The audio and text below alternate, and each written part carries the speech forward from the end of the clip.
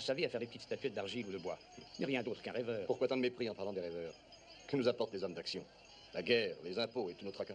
Pourquoi ne pas prendre mon fils aîné? Il te rendrait plus de service. Lui, au moins, fait autre chose que rêver. Il a le sens des affaires, il serait beaucoup mieux à sa place que son frère chez un riche marchand.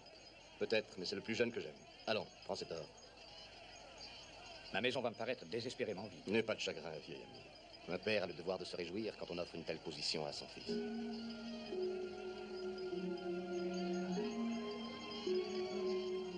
Viens t'asseoir ici, mon ami. Messieurs. Kester, nous sommes prêts, nous t'attendons. Alors dépêchons-nous. Vous avez des loisirs, vous. Mais moi, je suis Kester, je n'en ai pas.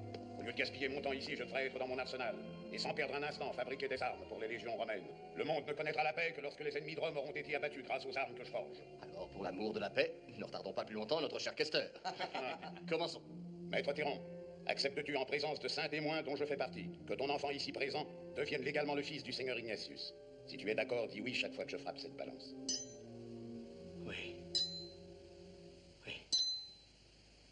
Oui. Mon enfant, présente tes respects à ton nouveau père. Et toi, Ignatius, souhaite la bienvenue à ton héritier. Mon fils, à dater de ce jour, on te nommera Basile, du nom de mon père.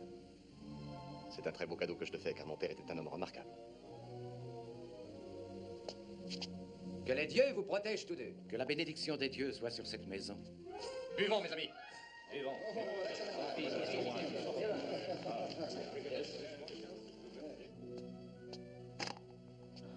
Maladroite. Marcus!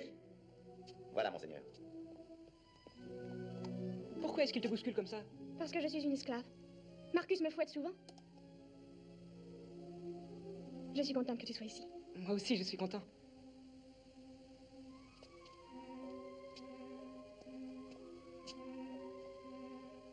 Tu graveras désormais des matières précieuses, Basile. Le marbre, l'argent, même l'or. Je réalise mon rêve d'avoir un fils qui a les mêmes aspirations que moi. Nous sommes grecs. Le monde doit profiter de notre grand héritage d'art et de beauté. C'est lui que mon frère a adopté? Oui, monseigneur. Sois le bienvenu, mon cher frère. Ton cher frère, vraiment. Il est en effet fraternel d'avoir attendu que je sois à Rome pour adopter ce fils de propre à rien. Mon fils, dorénavant. De quel droit lui as-tu annoncé cette nouvelle, toi? C'était à moi de le faire. Veuillez bien me pardonner, seigneur Ignatius, mais le seigneur Linus, dès son arrivée, m'a demandé ce qu'il y avait de neuf. Et je ne pouvais ni ne devais lui mentir, n'est-ce pas? Cela ne changerait rien, d'ailleurs. Tu avais donc peur de me mettre au courant? Une affaire de famille comme celle-ci ne se discute pas devant des étrangers.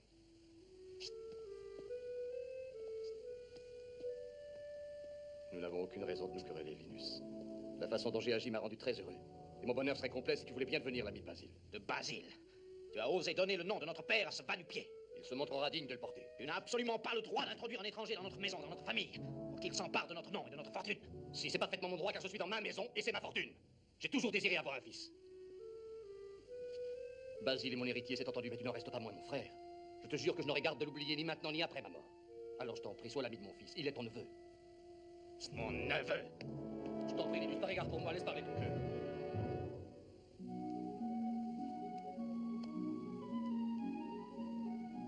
Mais il est fini.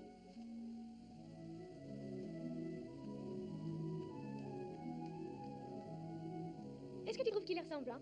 C'est comme ça que je te vois. Comme une vraie grande dame. C'est ce que je voudrais devenir. Une vraie grande dame. Quand je suis avec toi, je me sens libre. Mais quand ensuite je retourne dans la maison des esclaves, j'en ai horreur. C'est pour ça que je veux m'enfuir. Ce soir. Mais ils te rattraperont sûrement. Alors je ne pourrai plus les empêcher de te fouetter. Mais je te l'ai promis, quand je serai le maître ici, la première chose que je ferai sera de te donner la liberté. Tu es gentil, mais ça demandera tellement de temps. Tu attendrais, toi? Non. Alors, je veux que tu sois libre maintenant.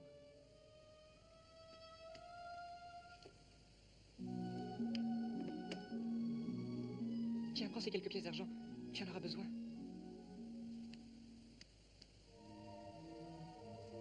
J'ai fait aussi cette bague pour toi. Oh, elle est magnifique. Ce n'est que du bois. Si j'avais eu le temps, je l'aurais reproduite en or. Je ne m'en séparerai jamais, jamais. Tu es beau, je t'aime. Est-ce que tu crois que nous nous reverrons? Sûrement, oui. Les dieux ne sauraient être aussi cruels. Helena! Helena! Mon Basile, souviens-t'en toujours. Tu es mon premier amour. Moi, je ne l'oublierai pas.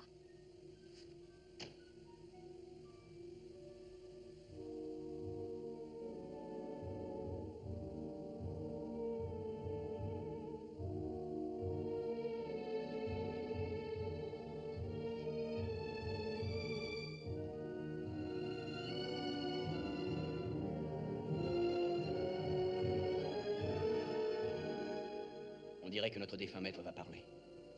Tu as des mains de magicien, Seigneur Basile. J'espère qu'il ne sera plus donné à ces malades d'accomplir un devoir aussi pénible. Voilà votre homme.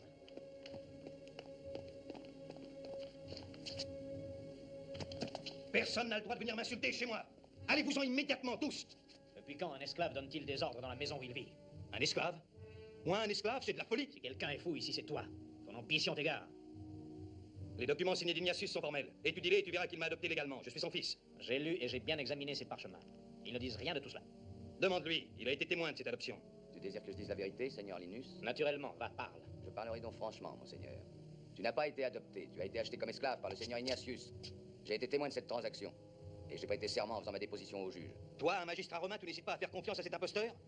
À cet individu servile? Regarde-le ramper vers Linus, attendant sa récompense. Il y a deux façons de considérer toute chose. Et un magistrat romain lui-même ne peut en adopter qu'une seule. Moi, je crois la version de cet homme. Non la tienne. Il y avait plusieurs autres témoins. Il y en avait 5 en tout. Tu as raison. Mais malheureusement, 3 d'entre eux sont déjà morts. Le seigneur Linus a essayé de retrouver le dernier des 5, l'ancien Kester. En ce moment, il ne se trouve pas à Antioche. Personne ne sait où il est passé. Il est peut-être mort, lui aussi. Maintenant, cessons de nous quereller dans cette demeure endeuillée. Finissons-en une bonne fois. S'il ne veut pas s'en aller de son plein gré, emmenez-le de force chez ceux à qui il a été vendu. Vendu? De quel droit m'as-tu vendu? De quel droit? Du droit légitime qu'a tout propriétaire de vendre ce qui lui appartient. Puis-je me permettre de souhaiter santé et longue vie au nouveau maître de cette maison? Je suis à tes ordres, Seigneur Linus. Cet imposteur est bien réellement un servile et répugnant individu.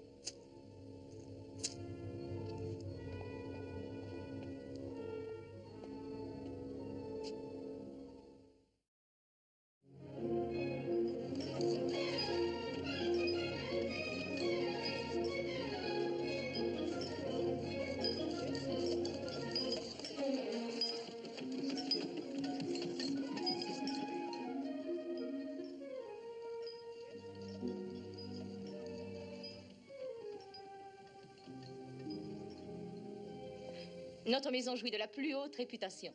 Nous ne vendons que des objets de grande valeur. Notre clientèle compte les gens les plus distingués de Damas à Rome. C'est bien pour cela que je suis ici. Je me suis laissé dire que c'était un esclave qui faisait tout ce travail. Je voudrais lui parler. Pourquoi? Je désirais qu'il reproduise un médaillon d'après un modèle que je vais vous montrer. Où est cet esclave? Je veux lui parler. Inutile de prendre cette peine. Je lui donnerai ton médaillon. Ah non. J'ai des instructions importantes à lui donner. J'ai des idées très particulières pour ce bijou. C'est là qu'est l'atelier?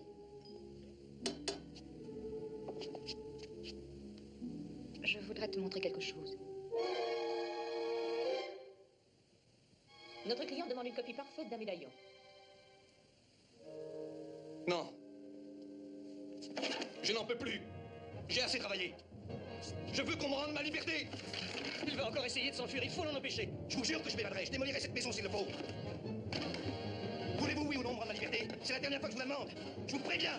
Acceptez-vous de me rendre ma liberté? Répondez-moi. Qu'est-ce que tu attends qu'il assassine ta pauvre femme? Garde! Garde! Garde! Allez, garde! Garde! Elena, je ne rêve pas, c'est bien toi. Mon pauvre cher Basile. On m'avait dit que tu étais esclave. Je ne pouvais pas y croire. Je vois que tu as fait ton chemin, j'en suis heureux, Elena. J'ai beaucoup voyagé après t'avoir quitté il y a tant d'années. J'aurais bien des choses à te raconter. Hier soir, j'ai rencontré Linus. Où ça? Il festoyait avec des officiers romains. Des amis à moi. Il a l'intention de te faire assassiner. Pourquoi? L'idée que je pourrais réclamer ma fortune le tourmente encore? Oui. Méfie-toi des étrangers. Ils pourraient être envoyés par Linus. Par là, venez.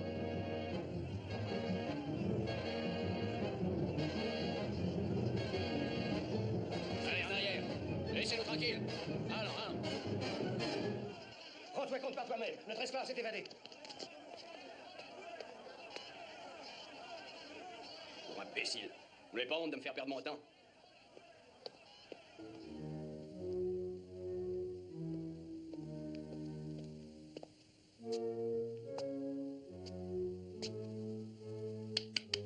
Ouvrez-moi.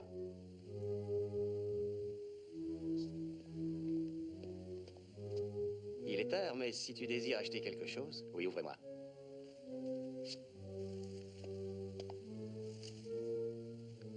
Vous avez un esclave nommé Basile. Je croyais que tu nais en qualité d'acheteur. Oui, je désire acheter ton esclave. Il n'est pas à vendre. Même si je t'en donne 50 pièces d'or, soit le double du montant que tu as payé pour lui. Comment connais-tu le prix que nous l'avons payé? J'en sais plus long que tu ne l'imagines. Non. Si notre esclave te paraît avoir tant de valeur, il en aura encore beaucoup plus pour nous. Attends un instant. En vieillissant, tu manques pas trop d'imagination. Prenons toujours l'ordre de cet homme. Mais que dira Linus s'il apprend que nous avons vendu Basile? Dès demain matin, nous irons nous plaindre aux autorités. En disant qu'un esclave de grande valeur s'est enfui. Nous réclamerons l'aide de la police pour le retrouver. De cette façon, nous aurons l'argent et garderons l'esclave. Mais il va me demander de signer un acte de vente. Signe-le. Demain, nous dénoncerons et nous dirons qu'il s'agit d'un faux. J'ai de la chance d'avoir une femme aussi intelligente que toi.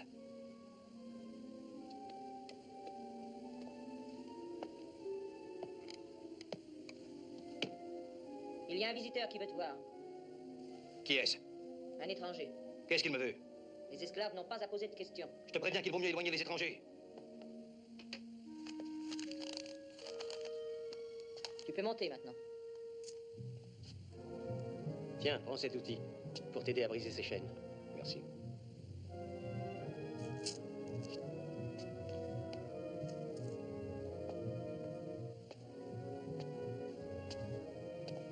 Qui es-tu? Je m'appelle Luc. Qui t'a dit de venir? C'est Linus. Non. Tiens, je viens pour te libérer. Pourquoi? Tu as beau n'être qu'un esclave enchaîné, ta réputation de grand artiste et de graveur est parvenue jusqu'à Jérusalem. J'ai mission de te ramener là-bas. Pourquoi faire? Quoique j'ai juré de me taire et ne puisse tout révéler, je puis te dire ceci. Il existe une relique chrétienne qui doit être enchâssée dans de l'argent pur afin d'être offerte au monde dans toute sa sainteté. Aucun être humain n'a jamais eu de plus sublime devoir à accomplir. Es-tu habitant de Jérusalem? Non, mais je m'y rends souvent. Je suis grec, comme toi. Je suis médecin en Bithynie. Et de plus, je suis chrétien. La raison que tu invoques pour ta visite me paraît un simple prétexte. Depuis quand les chrétiens s'occupent-ils d'art? Ils ignorent tous les beautés que les hommes ont créées. Je l'ai constaté moi-même bien des fois. Les chrétiens ont le droit de changer leur façon de voir sur toute chose, sauf sur Dieu. En fait, tous les chrétiens que tu peux rencontrer ont changé leur façon de voir, sinon ils ne seraient pas chrétiens.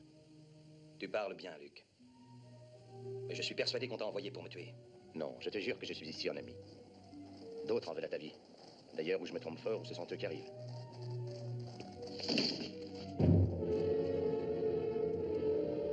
J'espérais que tu serais parti avant qu'ils ne surviennent. Comment savais-tu qu'ils devaient venir? Un peu de science et beaucoup d'instinct contre le danger sont nécessaires à tout chrétien désireux de survivre. Pardonner les offenses de l'ennemi ne suffit pas. Il est tout aussi important de prévoir ses faits et gestes. Ouvrez cette porte!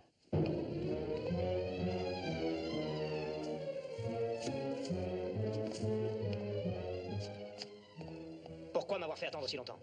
Pardonne-nous, nous étions endormis, monseigneur. Où est ton esclave?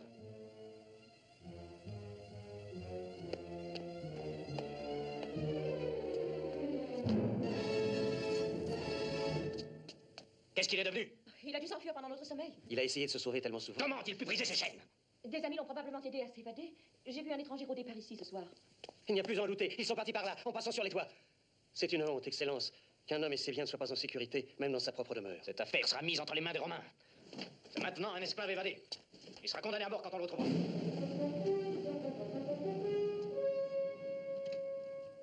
La paix soit avec vous. Simon le magicien a déjà commencé ses tours Tous miraculeux. les officiers t'attendent impatiemment. Une femme devrait toujours faire attendre les officiers. Même pas trop longtemps.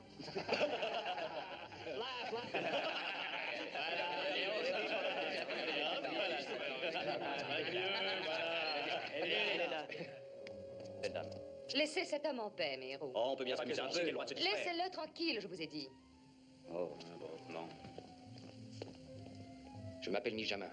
Je suis venu pour rencontrer Simon le magicien. Pour une question de la plus haute importance. Pourquoi désires-tu voir Simon? Va, tu peux te confier à moi. Nous vivons ensemble depuis des années. Je lui verrai le travail que je lui demanderai.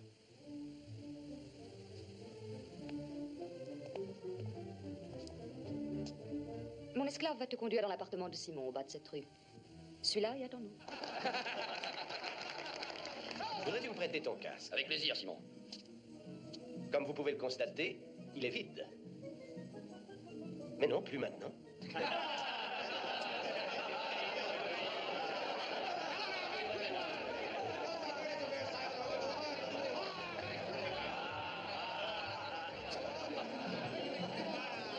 Le vin aura bien meilleur goût servi par les douces mains de ma charmante Helena. C'est moi le premier. C'est surtout de ta présence que je désire m'enivrer. Je ne crois pas t'avoir jamais déçu, mon héros. Helena, viens par ici, Helena. Voilà, Lucius. Ma parole, tu es encore plus beau que brave. Aucune autre femme n'est aussi belle que toi, mon amour. Tu as gardé les dernières gouttes de vin pour moi. Tu es bien présomptueux, mon ami.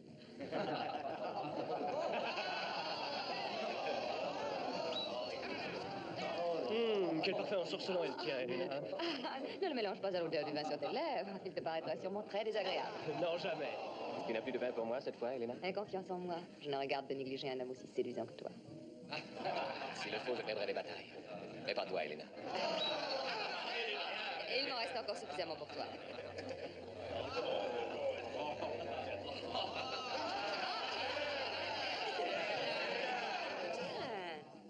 Un nouveau-né. Peau de pêche. C'est l'enfance elle-même qui s'est déguisée en soldat. Hey! Tu pourrais bien devenir dangereux, toi, quand tu auras de la barbe au menton. Il est plein. Celui-ci pour moi, Simon, on a soif. Il y en a moins. Regarde-moi celui-là, Simon, serre-nous. Encore moins. Par ici, Simon, par ici. À Bacchus, qui nous a donné le vin. À Mars, qui nous a donné les guerriers. Et à Vénus, qui nous a gratifié d'Héléna. Romains, puisque vous avez tous perdu la tête pour Héléna, la justice veut qu'elle perde la tête pour vous. Non, ne craignez rien. Elle ne souffrira pas. Elle ferme les yeux, non comme quelqu'un qui s'endort, mais comme un être transporté tout à coup dans un monde meilleur.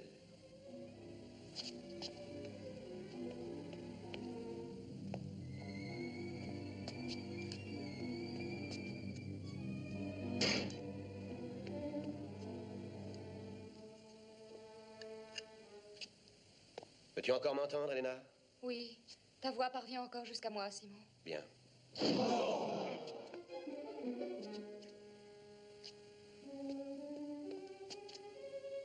Je venais de la trouver et je la perds déjà. Ne crains rien, mon aigle romain. Simon va faire un autre miracle, je redeviendrai exactement la même. Cet onguent est-il magique, lui aussi? Il vient de Nubie. C'est une de mes esclaves venue de là-bas qui m'en a donné le secret. Avec de telles blessures, comment ne pas détester les Romains?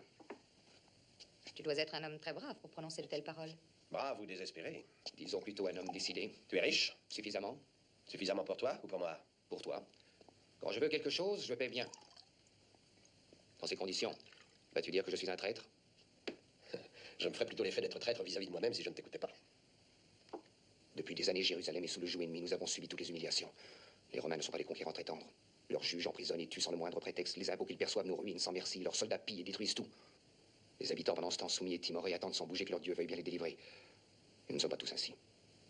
Il existe une poignée d'hommes déterminés, prêts à la résistance. C'est moi qui suis leur chef. Nous formons un groupe fraternel. Tu en as entendu parler? Non. Non. Nous avons juré de débarrasser notre pays des tyrans. Je connais les Romains, je parierais volontiers que vous n'y parviendrez pas. Si, mais il faut nous y aider. Simon ne veut pas être un soldat, et nous trouvons préférable d'être amis avec les Romains. Il n'est pas question pour Simon de vivre la vie d'un soldat. Ni même la mort. Ni même la mort. Ce que je te demande, c'est d'accepter de nous aider à ta manière à lever une armée. Car c'est ce qu'il nous faut, des soldats prêts à se battre. Pourquoi ne te charges-tu pas d'enlever une toi-même? Il ne manque pas d'hommes, je pense, à Jérusalem. Ce ne sont plus des hommes, mais des juifs qui respectent la loi de Moïse ou d'autres dévots qui suivent Jésus. Ils ne me plaisent ni les uns ni les autres. Ils ne me plaisent pas à moi non plus. Je n'aime pas les religions. S'ils n'apprécient pas mes méthodes, je n'apprécie pas non plus leurs sermons qui prêchent l'amour et la miséricorde. Tu as raison. Ce n'est pas avec de telles armes qu'on combat les Romains. C'est de la faute de se nommer Jésus. Le simple courage et l'énergie des hommes, il les trompe et les séduit avec des tours de passe-passe. Ne parle pas à la légère de ces miracles. J'en ai vu de très bien réussis. Je sais ce dont je parle, c'est mon métier. C'est pour ça que je viens de trouver. Mais je cherche de la vraie magie et non de simples trucs. Tu ne voudrais pas que je gâche mes talents et ma puissance sur ces sacs à vin de légionnaires. Leur seul désir est d'obtenir les sourires de l'ensorceleuse Héléna. Chacun d'eux s'imagine que ses faveurs sont pour lui seul. Idiot. Parle-moi de ta puissance mystique. Peux-tu subjuguer la multitude? Peux-tu accomplir des miracles encore jamais réussis jusqu'à présent? Plus grands que tout ce qui a été fait jusqu'ici? Si tu fais allusion à ces miracles accomplis par Jésus de Nazareth, je serais capable d'en réussir la plupart. Et même davantage. Viens avec moi à Jérusalem. Accomplis des miracles qui détacheront les gens des enseignements amollissants de Jésus et nous donneront des soldats, des hommes désireux de se battre et de tuer, non de prier. Tu veux qu'on quitte Antioche? Un voyage à Jérusalem ne te séduit pas? Les voyages ne l'intéressent pas du tout. Ce qu'elle aime uniquement, c'est Simon. et l'or.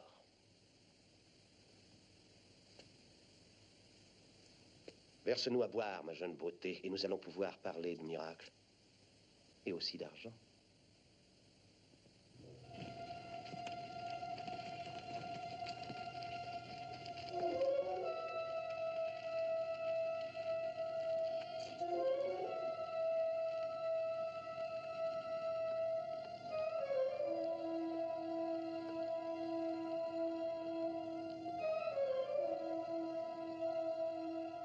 La paix soit avec toi. La paix soit avec toi. Connais-tu le but du voyage de cette caravane? Oui, Jérusalem. Les chameaux appartiennent à Joseph d'Arimathie, un riche marchand de Jérusalem.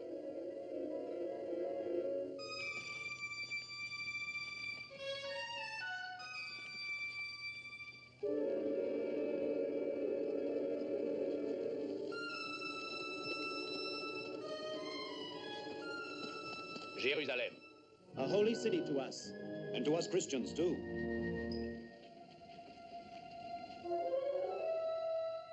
Regarde. Là-bas, c'est le temple de Salomon. Et un peu plus loin, tu vois la maison de mon maître.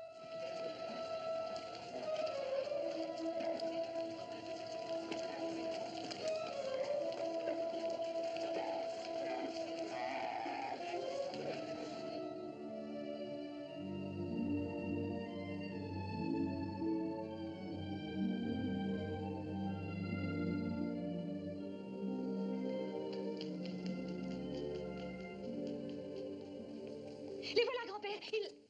De qui s'agit-il? Quelle exaltation, ma petite fille? Tu as reconnu mon ami Luc. Tu as pu le voir? Oui, grand-père. Y a-t-il quelqu'un qui l'accompagne? Un jeune homme? Oui. Quel est ce mystérieux jeune homme qui arrive? Ah, je comprends. Il doit s'agir encore de votre nouvelle religion. Pourquoi ne veux-tu pas admettre mes raisons d'être devenue chrétienne? Si tu savais quel profond bonheur et quelle paix ça me procure. C'est toi le grand fautif. Depuis sa plus tendre enfance, tu as essayé de me prendre l'affection de ma fille. Tu es injuste. Elle aurait dû rester sous mon toit, sous ma surveillance, au lieu de te suivre dans tes voyages, dans des pays où les gens ne connaissent rien à notre façon de vivre. Elle t'a entendu prêcher partout, en des langues barbares diverses, l'histoire du Nazaréen. Quel mal peux-tu trouver au fait que je sache ce qui se passe dans d'autres pays que le nôtre? Voyons, père. Ce qui est mal, c'est d'ignorer les coutumes de ton propre pays. Tu connais d'autres peuples, d'autres croyances, et même d'autres langues beaucoup mieux que la tienne. Elle est comme une étrangère maintenant chez elle. Si j'ai emmené Déborah trop souvent en voyage jadis, ce n'est pas sa faute. Je ne voulais que partager son amour avec toi. Je t'assure, mon fils. Mais il y a une chose dont je ne saurais m'excuser. Ayant prêché toute ma vie la foi en Jésus, il était normal que je convertisse celle que j'aime plus que tout au monde.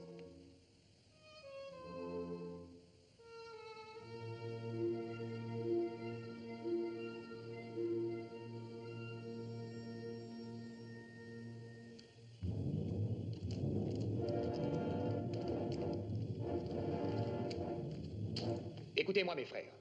Notre lutte pour chasser l'envahisseur s'annonce longue et périlleuse. Les Juifs de la cité refusent de nous suivre, les chrétiens également. Nous avons besoin d'un nouvel allié. Je pense en avoir trouvé un. Souhaitons tous la bienvenue à Simon le magicien, qui, en nous aidant de ses miracles fabuleux, va se charger d'éloigner les hommes forts des prédications déprimantes et des sermons sur l'amour du prochain et sur la paix.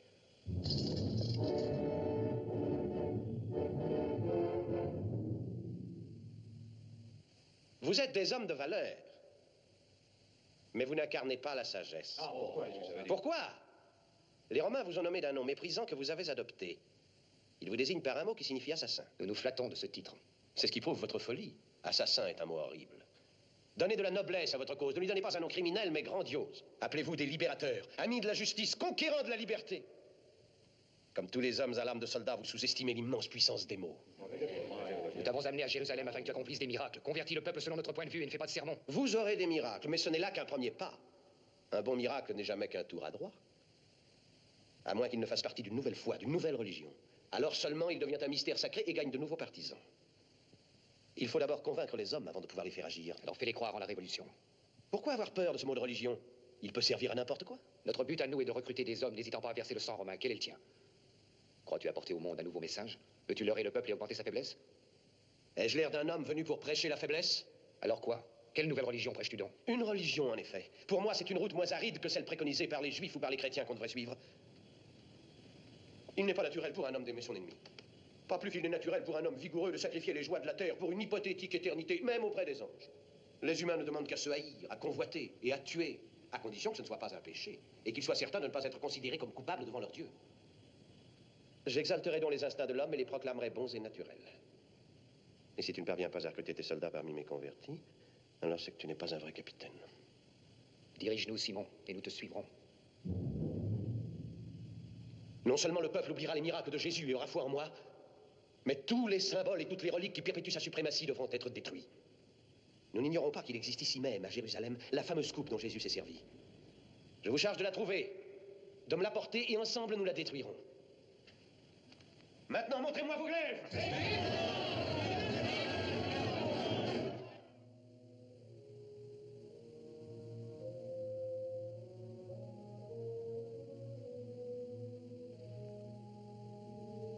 Le moment est venu de t'apprendre pourquoi je t'ai fait venir. Je t'écoute, monseigneur. Je te prie seulement de garder le silence sur le secret que je vais te confier. Car il existe des hommes qui remuent ciel et terre pour essayer de détruire ce que j'ai conservé pieusement depuis bien des années. C'est très généreux à toi, Seigneur Joseph, de te confier ainsi à un étranger. Tu n'es pas un étranger. Je t'aime bien. Luc affirme que tu es un artiste. Et moi, je suis persuadé que tu auras du courage. Il t'en faudra, car le travail que tu vas faire n'est pas sans danger.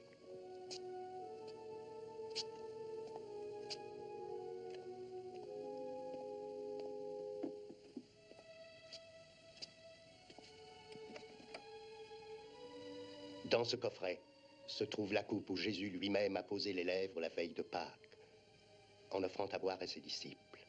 Buvez tous, a-t-il dit, car ceci est mon sang, le sang de la nouvelle alliance, qui est répandu pour beaucoup d'hommes pour la rémission de leurs péchés.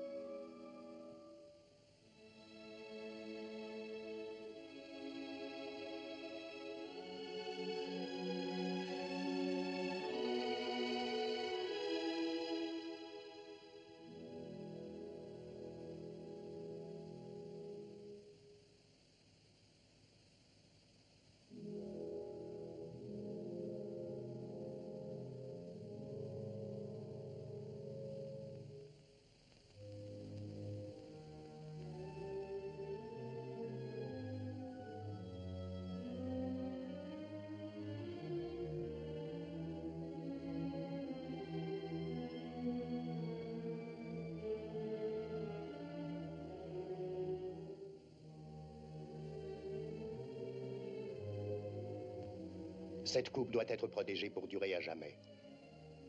C'est pourquoi je te charge de ciseler un calice, une coupe d'argent en chassant la coupe sacrée. Mais il y a une grosse difficulté. Laquelle, Seigneur?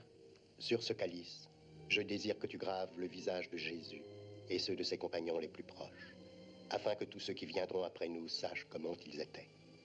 Je les reproduirai d'après nature? Quelques-uns. Je m'efforcerai de te décrire les autres. Je tiens à ce qu'il y ait Jacques, Jean, Pierre, Philippe. Et toi, Joseph? Moi, je ne le mérite pas. Si celui qui a descendu Jésus de la croix pour le mettre dans une sépulture ne le mérite pas, qui en serait digne? Déborah a raison. Je sais combien l'œuvre que je vais faire est chère à vos cœurs. Aussi, j'utiliserai tous les dons que les dieux ont mis en moi. Et j'espère que votre Dieu sera content. J'en suis sûr, merci. Viens avec moi, Basile. Je vais te conduire à ton atelier. Je suis contente que tu sois ici. Déborah. Quoi? Cette coupe, elle semble exalter ton adoration. Pourquoi? Je ne lui ai rien trouvé d'extraordinaire. La forme n'en est même pas artistique. Tu n'as pas aperçu la lumière qu'elle dégage? De la lumière? Non, je n'ai pas vu de lumière.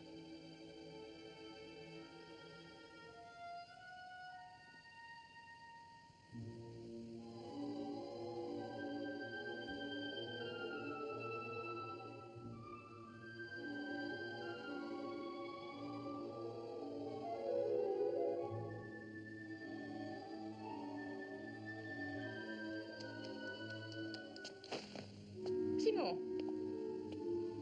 De l'or, envoyé par notre ami Mijamin. Combien de miracles as-tu dû promettre pour tant d'or? Je ferai ce que mon esprit me dictera. C'est toi qui parles d'esprit? C'est un nouveau vocabulaire. C'est l'or qui te fait agir généralement. Prends-leur cet or. Fais-leur des tours et ne t'occupe plus de ces assassins, comme les appellent si justement les Romains. J'en ai assez de n'être qu'un vulgaire prestidigitateur. Le moment est venu de montrer ma valeur. Qu'est-ce que tu veux donc être? Un homme traqué qui court les réunions clandestines? Pour finir comme un criminel sur la croix? Ou t'imagines-tu tout à coup être un nouveau messie? C'est un paiement dérisoire pour effacer des mémoires la figure du Christ. Ce n'est pas uniquement une question d'or. C'est une question de revanche et de gloire. Et je ne te l'ai jamais raconté parce que j'en avais honte. Il y a des années, alors que je vivais à Samarie, j'ai demandé au disciple Pierre de m'enseigner la puissance telle qu'il l'avait reçue de Jésus. J'ai même poussé la lâcheté jusqu'à me laisser baptiser. Quand je lui ai offert de l'argent, il l'a rejeté avec horreur en disant qu'il périsse et toi avec. Je ne lui ai jamais pardonné. Cette vengeance ne te paraît-elle pas bien inutile?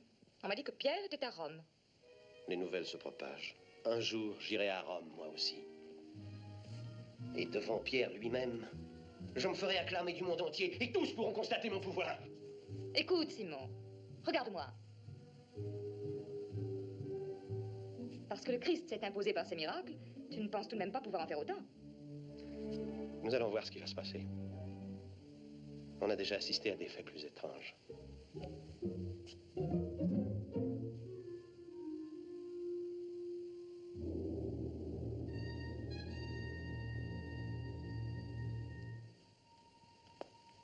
Je fais les visages en cire d'abord. Ensuite, je prends des boulettes d'argent dans lesquelles je reporte mes modèles. Ce travail terminé, je le fixerai autour du calice.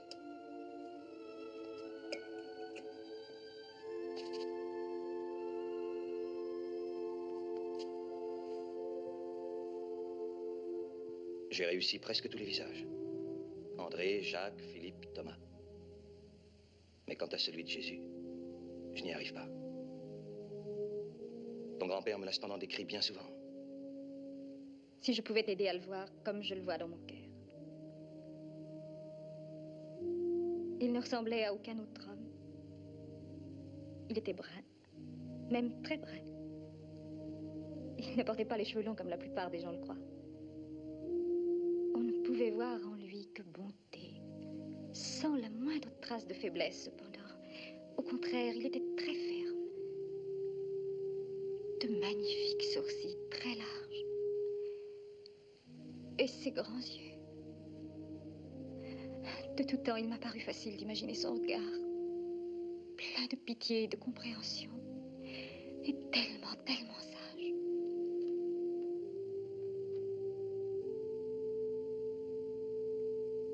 Voilà l'image que, grâce à mon grand-père, je conserve toujours dans mon cœur. Quoi d'étonnant à ce qu'un artiste ne puisse créer une telle image? Il faudrait qu'il ressente le même amour pour ton Dieu. Tu devrais être prêtresse dans un grand temple. Tu es une vraie sainte. Non, pas du tout. Je m'efforce en effet d'être une bonne chrétienne, mais je n'y parviens pas toujours. Comment peut-on être meilleur que toi? Moi, je devrais penser bien davantage aux joies que réserve l'autre monde. Je suis malheureusement trop attachée à celle d'ici-bas.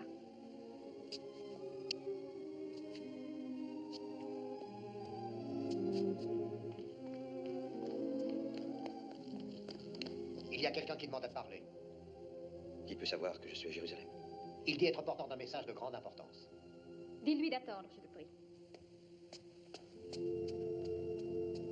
Puisque c'est si important, tu devrais le recevoir. Allez, viens.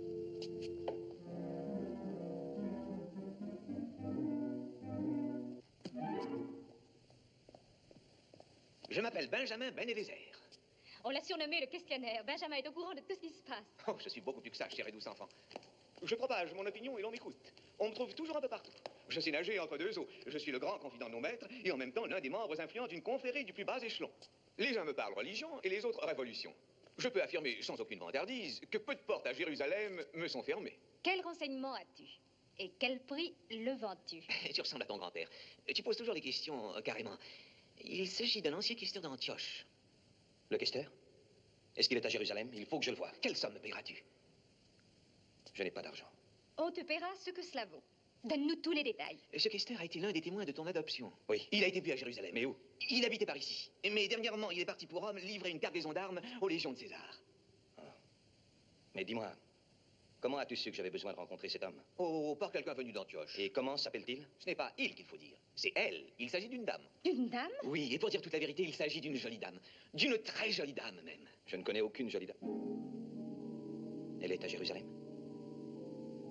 Je n'ai fait que l'apercevoir un instant avant de quitter Antioche.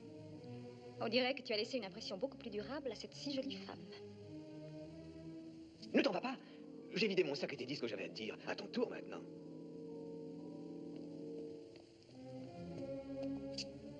Quand puis-je rencontrer cette femme? Ce soir, si tu veux. Elle accompagne partout Simon le magicien.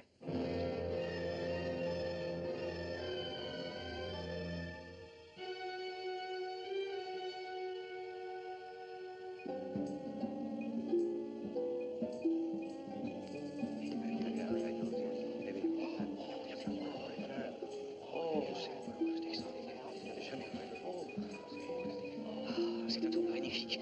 C'est un grand magicien. Oh oui.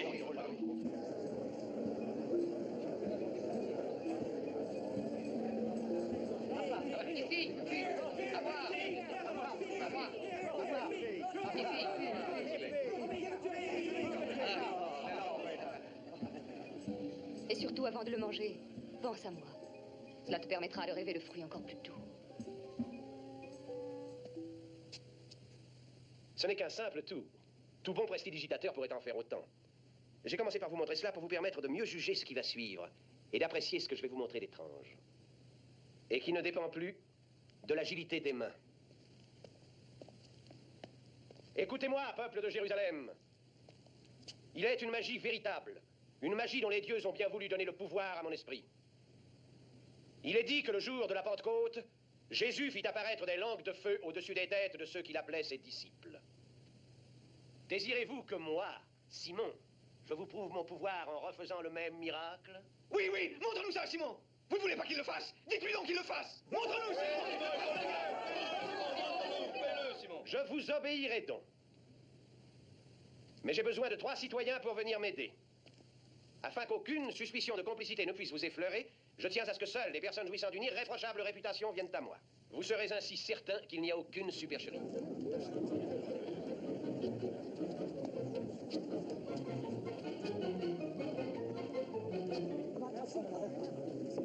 Efforcez-vous de ne plus penser. Laissez entrer en vous la force que je vous transmets. Soudain vint du ciel un bruit pareil à celui du vent qui souffle avec impétuosité. Il emplit toute la maison où ils étaient assis.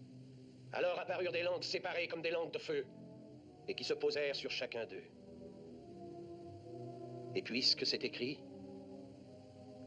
ainsi soit-il.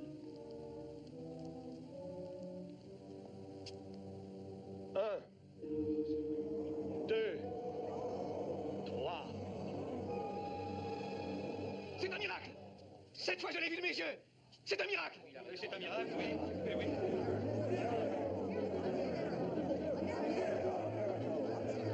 Non, c'est un blasphème. C'est une parodie abominable. Ne faites pas attention à elle. C'est une pauvre folle, une possédée du diable. Non, laissez-moi. Au secours, mes amis, aidez-moi à dénoncer ce sacrilège. Reste tranquille. Ne comprends-tu pas que tu es en présence d'un saint homme?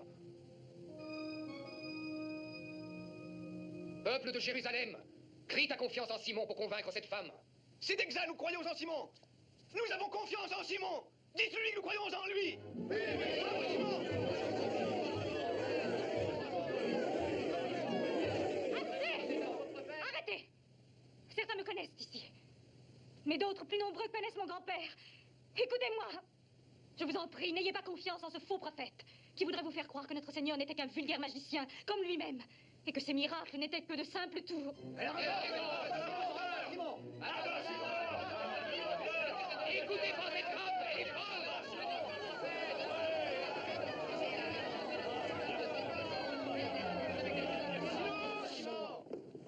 S'il y a parmi vous un seul être assez fou pour douter de mon pouvoir, qu'il fasse un seul pas vers moi. Et je jure de le changer instantanément en une statue de pierre qui jamais ne retrouvera la respiration et la vie.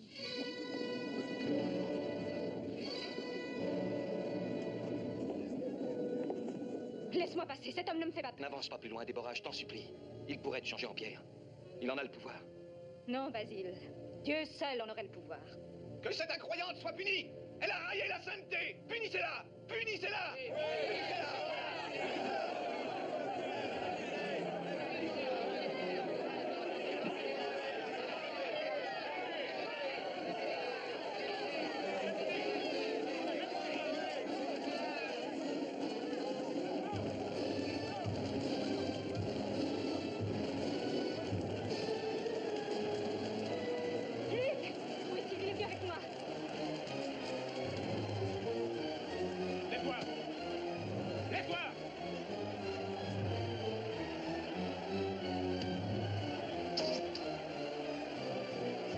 C'est elle qui a fait ça.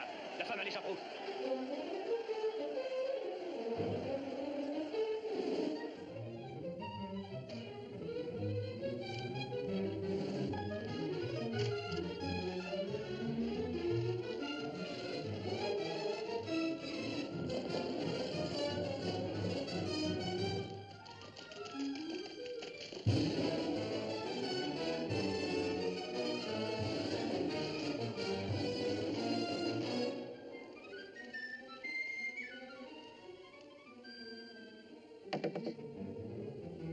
Il y a beaucoup de chrétiens dans la vallée.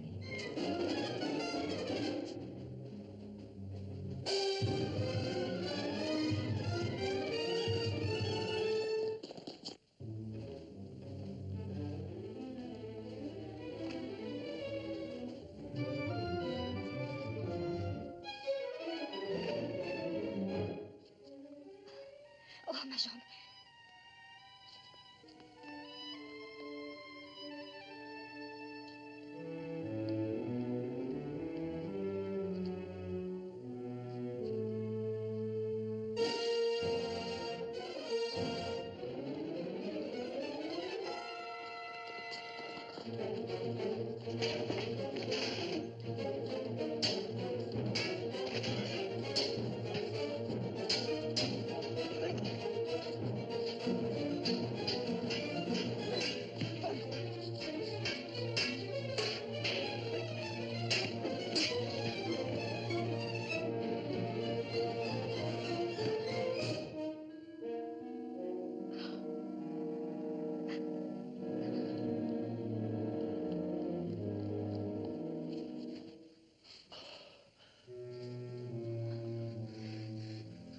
Tu es là, Basile. Dieu soit loué. Oh.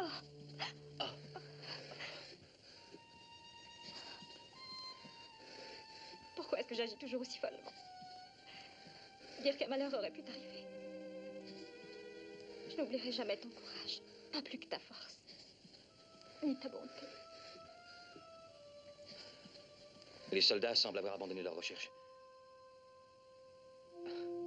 Je ne suis pas très habile pour les pansements. De l'autre côté de la vallée se trouve la maison de Myriam. C'est ma vieille nourrice, je pourrais rester chez elle. Elle saura bien penser mes plaies. Même quand j'étais enfant, vois-tu, je n'ai jamais été très calme. Prends cette infusion maintenant. Elle te fera du bien. Aaron, dis-moi vite les nouvelles. As-tu vu le gouverneur romain? Accepte-t-il notre or contre la liberté de Déborah? Est-ce qu'elle va enfin pouvoir revenir ici et cesser de se cacher? Parle vite. Ne me torture plus. Tu m'as assez torturé toi-même en enseignant à ma fille des idées dangereuses qu'il assimile aux criminels traqués. J'ai besoin de Déborah. Si la somme est insuffisante, offre davantage tout ce que les Romains demanderont. Si tu aimes vraiment ton père, obéis-lui. Sois miséricordieux. J'ai toujours été un bon fils. Mais toi et les tiens m'avez volé l'affection de mon père et de mon enfant. Je te connais très bien, Aaron. Tu as de bonnes nouvelles à me donner. Mais tu es heureux de me punir en me laissant dans l'attente, dans cette affreuse angoisse. Ils ont pris notre or, n'est-ce pas? J'en suis certain. Tu crois qu'il est facile de ramper comme un lâche devant les Romains qui crachent sur nous comme sur des chiens enragés pour leur offrir de l'or qui m'appartient autant qu'à toi? Elle sera de retour à la maison demain. Tu viens de prendre ton meilleur remède, Joseph. Maintenant, il faut te reposer. Pour me reposer, j'aurai l'éternité. Regarde, voici le calice.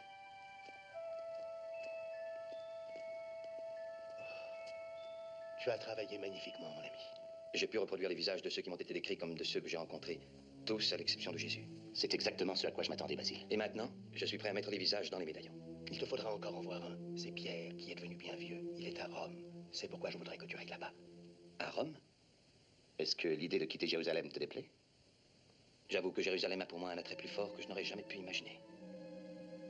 Mais si tu juges que c'est nécessaire, j'irai à Rome pour compléter l'œuvre que j'ai promis d'accomplir. Oh, Aaron m'a demandé d'aller chercher Déborah où je l'ai laissée et de la ramener ici demain. Je ne pourrai jamais assez te bénir, Basile, pour ce que tu as fait pour Déborah. J'ai une profonde tendresse pour elle.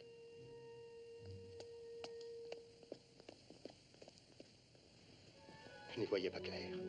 Ce grand attrait qui lui fait regretter de quitter Jérusalem, c'est Déborah qui le lui inspire. Basile aime Déborah.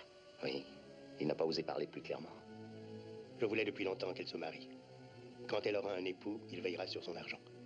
Et la fortune de l'Église ne pourra pas être réclamée par Aaron. Crois-tu que Déborah aime Basile? Oui, profondément, j'en suis sûr. Je l'ai bien étudié. Elle sera heureuse quand nous lui révélerons l'amour de Basile. Nous lui offrirons cette joyeuse nouvelle comme cadeau de bienvenue. Je ne pense plus à rien d'autre dans la journée qu'aux heures où je serai près de toi. Et moi, je passe mes nuits sans trouver le sommeil, à ne penser qu'au bonheur de te revoir enfin.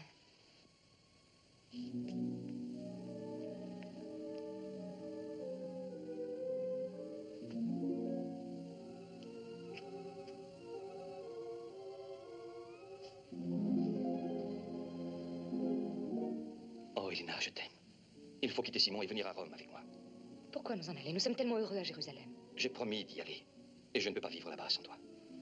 Oh, Basile, je t'aime, comme je ne l'avais encore jamais aimé. Mais Simon le devinerait immédiatement si j'avais l'intention de le quitter. Ce n'est pas sans raison qu'on l'appelle le magicien. Si tu as peur de lui, je vais lui parler. Mais non, je n'ai pas peur, non, ce n'est pas cela. Je me méfie. Il est doux comme un mouton, à condition de rester un mouton. C'est pourquoi je tiens à ce qu'il le demeure.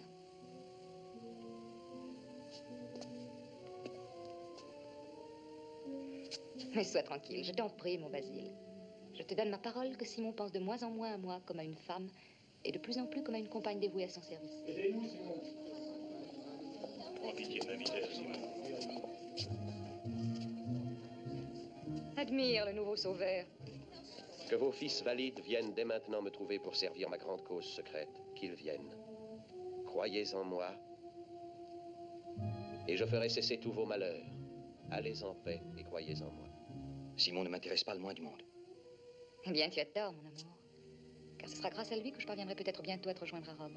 Tu n'as qu'une chose à faire. Lui dire que tu viens avec moi. J'ai un autre moyen. Je vais le persuader de se produire sur une scène digne de lui, où il pourra trouver la gloire. Devant un public plus noble que cette foule de va-nu-pieds. À Rome, le centre du monde.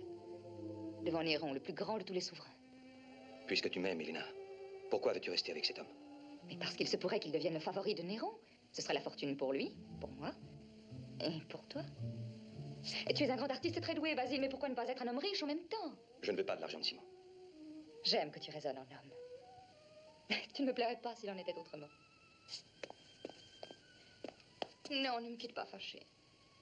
Quand tu viens me bercer de ton amour et que tu me laisses sur les lèvres le goût de tes baisers, je trouve la vie si belle.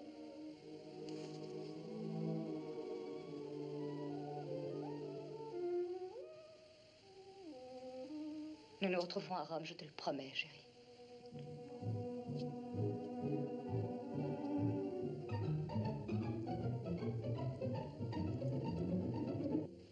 Connais-tu un homme très riche du nom de Joseph d'Arimathie? J'ai entendu ce nom-là. Combien de temps les gens croient-ils pouvoir me cacher leurs secrets? Qui se permettrait de le faire? Mais mon ami, qu'est-ce que ce Joseph a de commun avec nous? Qu'est-ce qui t'intéresse dans cette maison? La coupe de Jésus. Joseph la possède.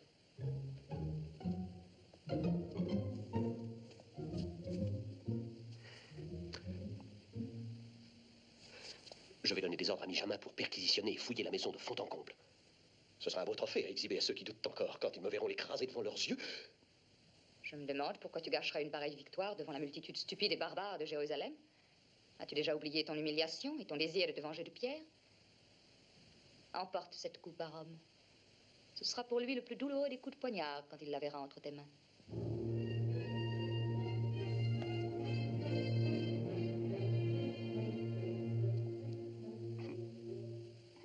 Tu as raison. Il faut que Pierre voie cette coupe. Ça vaudra la peine d'aller à Rome pour la lui montrer une dernière fois. Ensuite, je refermerai mes doigts sur elle en l'écrasant et je la rendrai méconnaissable.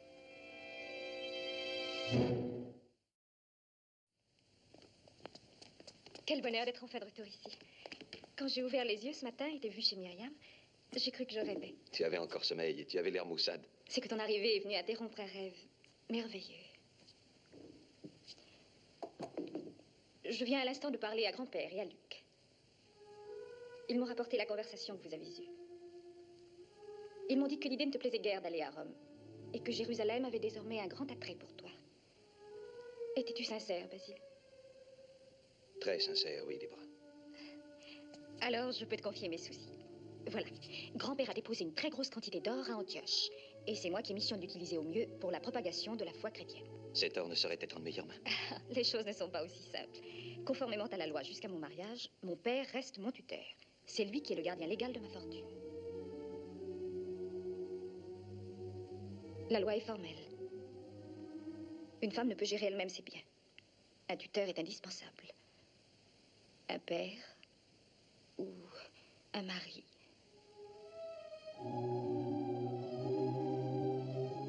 Oh, Basile, je ne sais comment te dire cela. Je ne trouve pas les mots qu'il faut. Je t'en prie, dis-les à ma place.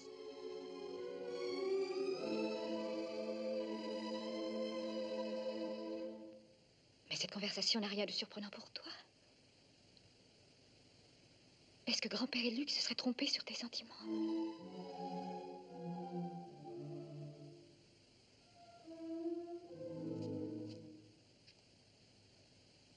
Mon Dieu. Oh, Seigneur Jésus, je me sens mourir de honte. Ma petite Déborah. Dieu sait pourtant combien je vous aime tous. Toi, Joseph et Luc.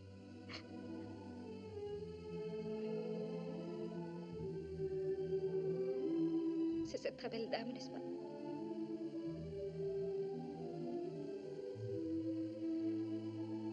J'en suis heureuse pour toi, Basile. Tu as trouvé celle à qui dire les mots que j'attendais.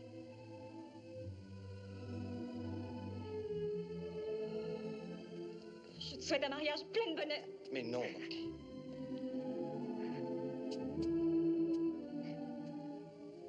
Il n'est pas question de mariage entre nous.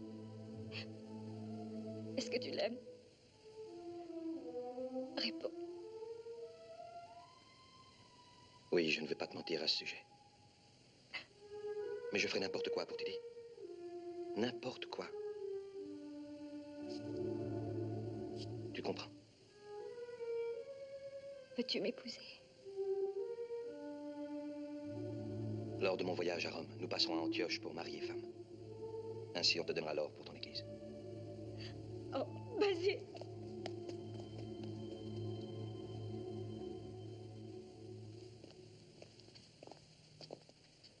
Que Dieu vous bénisse et vous garde. Que la gloire et l'amour de notre Seigneur Jésus-Christ, que la communion du Saint-Esprit soit et demeure en chacun de vous et vous donne la paix. Amen.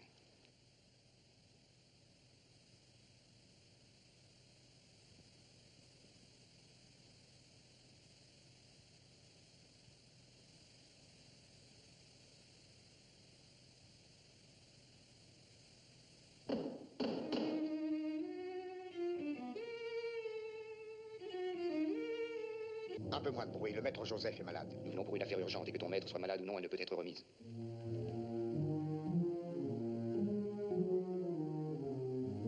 Tu es le fils de Joseph? Nous voulons la coupe de Jésus et nous savons qu'elle est ici. Où est-elle? Nous voulons la trouver. Si tu ne veux pas nous le dire, nous la chercherons nous-mêmes à notre façon. J'ignore absolument où est cette coupe. Je déteste moi-même tout ce qui a appartenu à Jésus.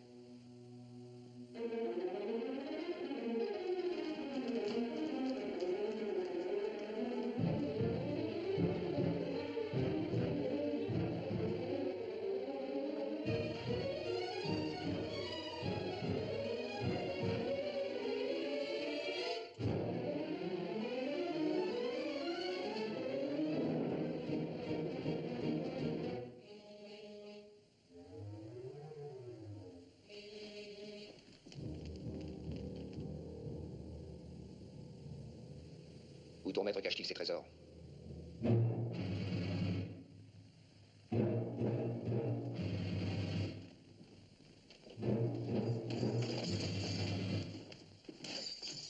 Ouvre-nous la porte.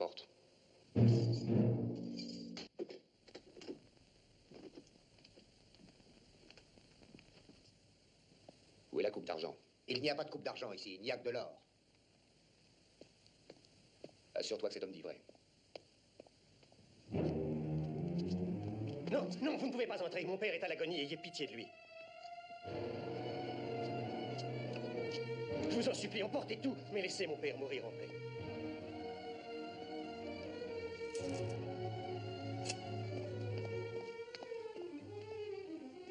Réveille-toi, Joseph. Donne-nous la coupe de Jésus et nous te laisserons en repos.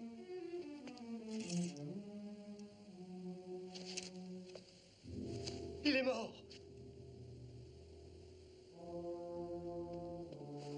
Pourquoi avoir mis ce dé qui est réservé pour les mariages? Il vient d'y en avoir un. Celui de ma jeune maîtresse Déborah avec l'artiste nommé Basile.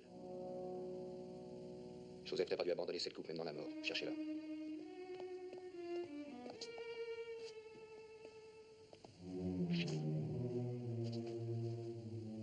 Shema Israël, Adonai Eloheinu, Adonai Yerod.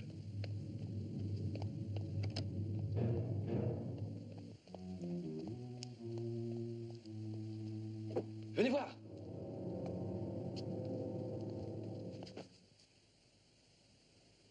Ce jour aurait dû être un jour de réjouissance, non de défaite. Il est revenu me trouver les mains vides. La coupe que je désirais posséder a été emportée à Antioche. Comment l'as-tu su? Quand il a perquisitionné, lui et ses hommes, Nijamin a trouvé ce document par lequel Joseph ordonne à son banquier Antioche de remettre tout son or à sa petite fille Déborah après son mariage. Elle s'est mariée aujourd'hui même. Elle est en ce moment en route pour Antioche. Qui a-t-elle épousé? Un grec nommé Basile. Mais qu'est-ce que ça peut bien faire? Tu vas les suivre. Et je t'ordonne de m'apporter cette coupe à Rome. À Rome? Ton travail n'est pas terminé ici. Grâce à moi, tu as pu recruter de nombreux soldats dernièrement. Et quand tous les chrétiens du monde apprendront que leur précieux symbole a été détruit, et détruit en présence de Pierre lui-même, ils abandonneront vite leur croyance. Les jeunes gens se précipiteront en foule pour se joindre à ton armée. Et c'est ainsi que tu deviendras le maître de Jérusalem. Je te rapporterai cette coupe, j'en fais le serment.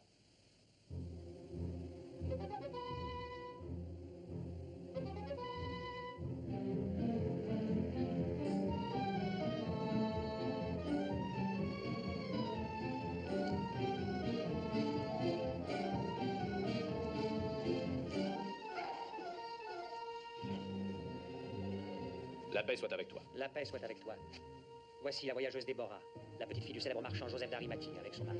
Je suis très honoré.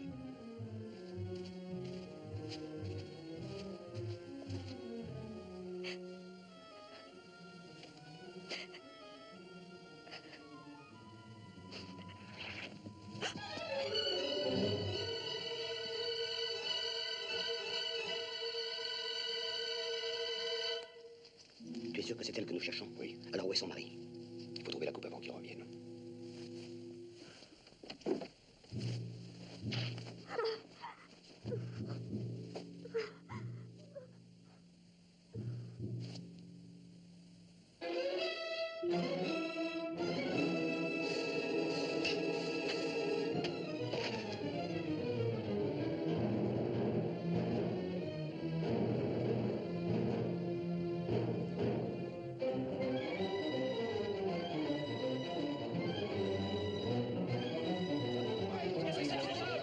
Regardez-les s'enfuir!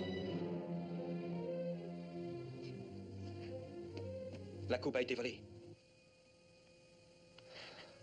Je crois que j'ai reconnu les voleurs. Ils font partie de la secte nommée les Assassins. Pourquoi n'avoir pas appelé à l'aide, puisque ton mari n'était pas capable de te défendre? Ils ont profité de notre premier sommeil.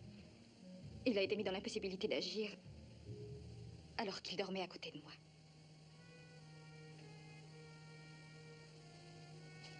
Il y a une longue route d'ici à Jérusalem. Nous allons pouvoir les rattraper facilement. Le but de leur voyage n'est pas Jérusalem.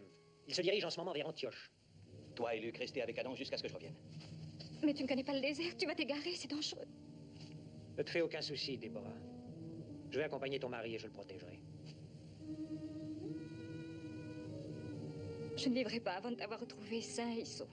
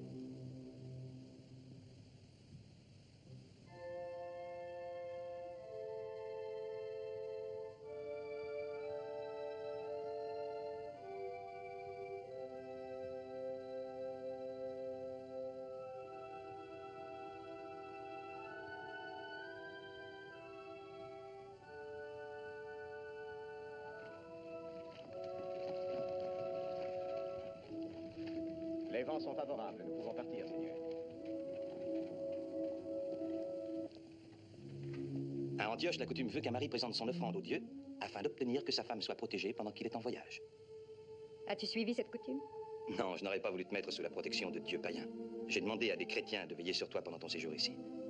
Il y en aura constamment deux près de toi. Si c'est pour garder la coupe, elle est à l'abri, bien cachée cette fois. Non, je veux te savoir en sécurité. Je ne pourrais pas rester à Rome en craignant pour toi un danger quelconque.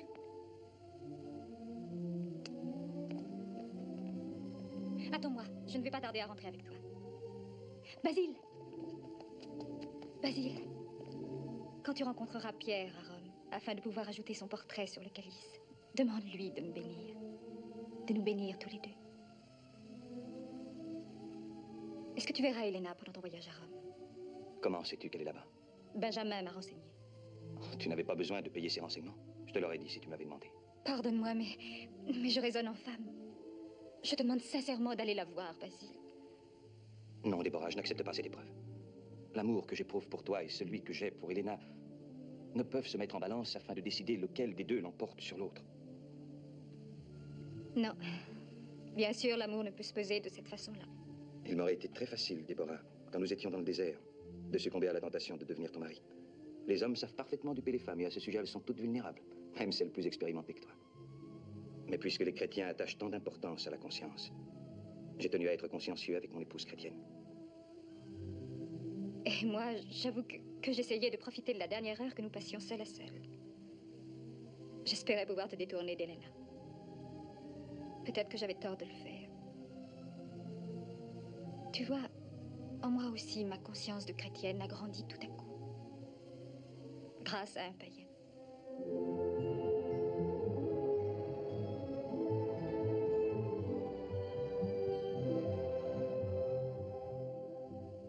Mon Dieu protège Basile.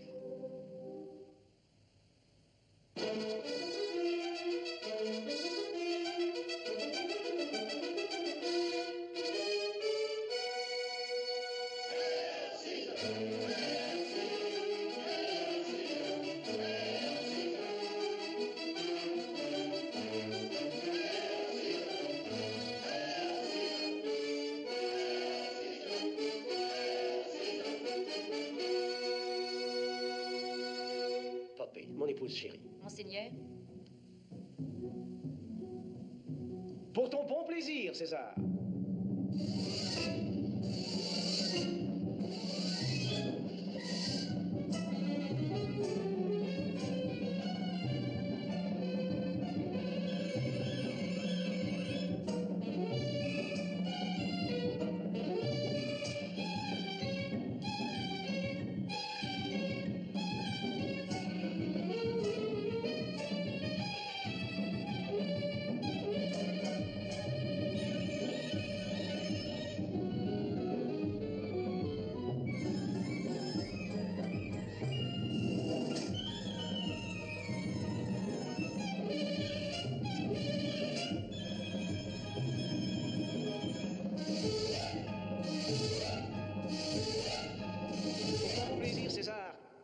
Un superbe pan rôti capturé en Égypte.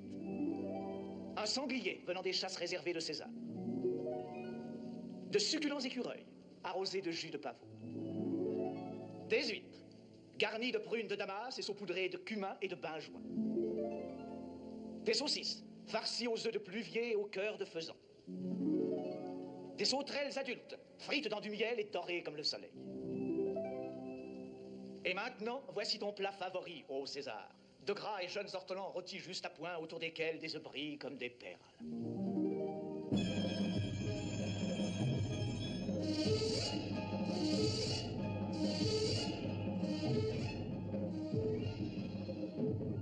Je t'ai envoyé mon esclave aujourd'hui, Simon, pour un philtre d'amour, mais elle est revenue à la maison les mains vides. Je ne veux plus m'occuper ni de cette magie vulgaire, ni de remède. Alors, qu'est-ce que je vais faire? Repose-toi sur ta beauté. Sans appuyer trop fort. Les gens les plus sélects de Rome vivent à côté de nous. Ils réclament des talismans, des filtres d'amour. Ils ont de l'or pour les payer. Je ne suis pas au centre du monde pour jouer les prestidigitateurs. Mon heure de grandeur est enfin venue. Personne n'ose être grand à Rome, excepté Néron. Lui seul est Dieu.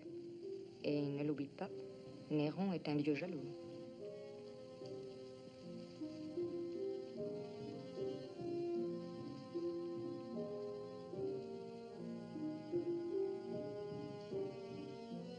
Simon, Oui, César.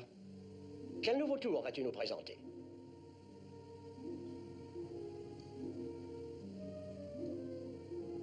César, Mes paroles pourraient te surprendre plus que mes tours. Ton oreille érudite en comprendrait le miracle. Pourtant, César, mes mains connaissent toujours leur métier.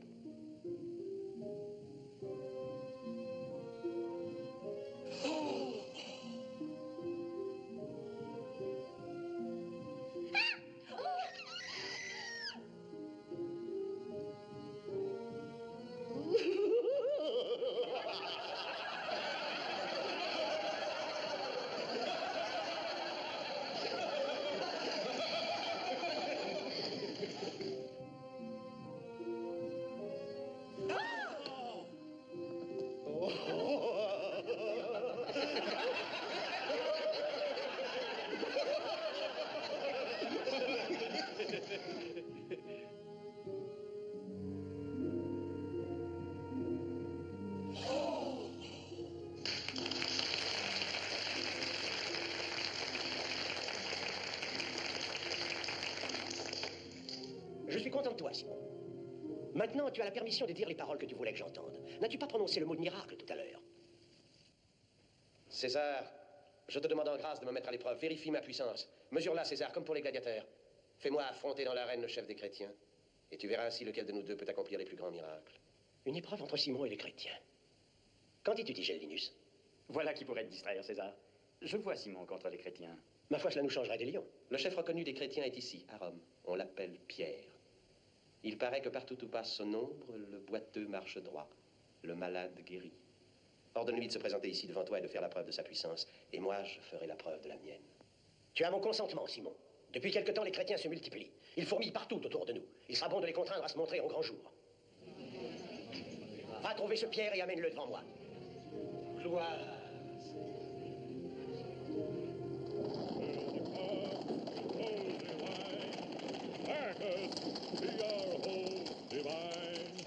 Let's banish care, let's banish sorrow. To the gods belongs tomorrow. Apporte-moi à voir. Oui, Seigneur. Salut, César. Salut, Simon. Vive César. Vive Simon. J'ai appris où se trouve en ce moment celui que tu recherches. C'est vrai, tu sais où il est? Réponds vite. À l'auberge du rocher, celle qui est en bas de la colline. Et il y est seul? Oui. Il passe ses journées à la forge d'un ancien questeur qui doit rentrer incessamment de la guerre de Germanie. Il va chaque matin chez lui et il reste jusqu'au soir. Depuis combien de temps est-il à Rome? Depuis environ un mois. Permets à ton humble serviteur, gracieuse et belle dame, de te livrer cet homme. Je lui ferai regretter son manque d'empressement. Non, merci, c'est inutile. Je m'en chargerai moi-même.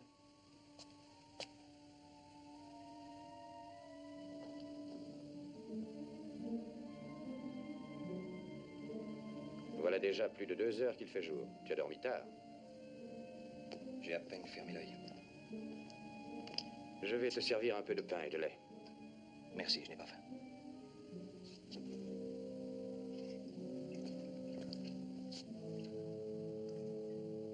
A-t-on des nouvelles de Pierre?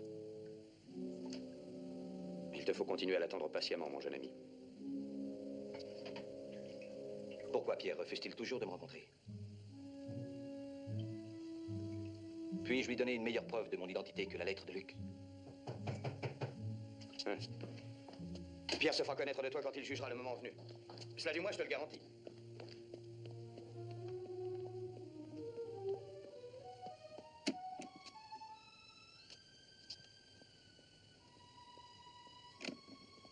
Est-ce que je peux te donner un renseignement quelconque? Je suis Céphas, le portier.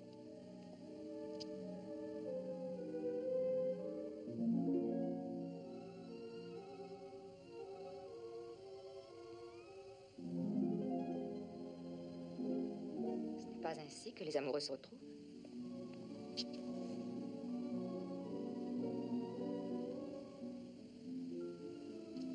Ce n'est pas non plus ainsi qu'ils s'embrassent. Pourquoi? Pourquoi ta femme chrétienne t'aurait-elle fait boire un filtre qui t'a fait m'oublier? Te fait-elle porter une amulette destinée à te détourner de moi? Ma femme n'est pas une sorcière. Elle t'a pourtant changé. Oui. Donc elle t'a bien ensorcelé.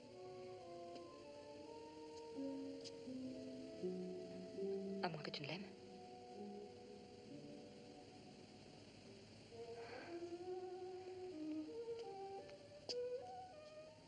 Mets-moi à la porte. Signifie-moi que tu ne veux plus jamais me revoir.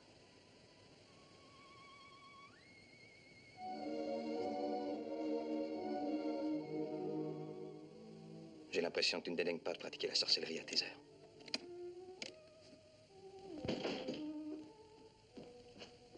Je suis à la recherche d'un certain Basile d'Antioche. C'est moi, Basile. Tu es le fils d'Ignatius? Oui. Je suis l'ancien questeur. Le questeur? Enfin. Je t'ai cherché partout, d'Antioche à Jérusalem et de Jérusalem à Rome. Je suis revenu aujourd'hui seulement de la guerre. Que dirais-tu si tu apprenais que Linus m'a vendu comme esclave? Toi, un esclave? Mais c'est une abomination. C'est une violation de la loi. Pourquoi n'ai-je pas été mis au courant d'une telle injustice? Maintenant que je t'ai retrouvé, voudras-tu témoigner en ma faveur? Tu peux compter sur moi. Tiens, regarde ce bijou en argent ciselé qu'Ignatius a offert en souvenir à chacun des témoins de ton adoption. Il y a fait graver son nom et le tien, c'est une preuve.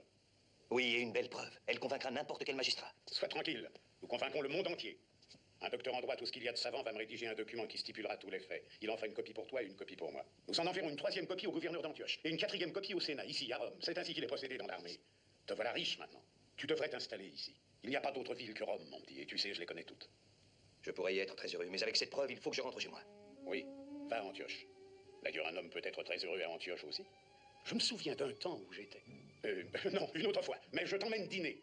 Avec un chapon moelleux, farci de graines de lotus et de langue de colibri. Un régal que Néron lui-même pourrait envier. Si tu cherches la délicieuse jeune femme qui était là, elle vient de partir. C'est une bien belle distraction. Je vois avec plaisir que tu n'as pas perdu complètement tes journées en attendant mon retour.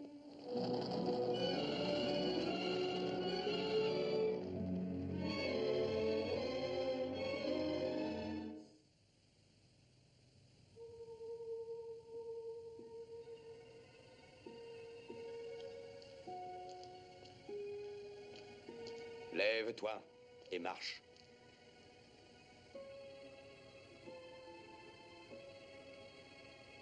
Allons, lève-toi et marche.